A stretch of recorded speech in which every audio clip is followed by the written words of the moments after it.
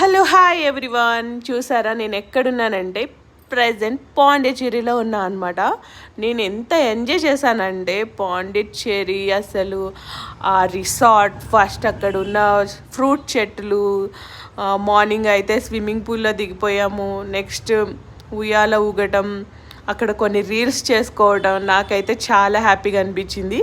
ఇది sudden plan, మేమేమి plan చేసుకొని వెళ్ళలేదు పాండిచ్చేరి అయితే.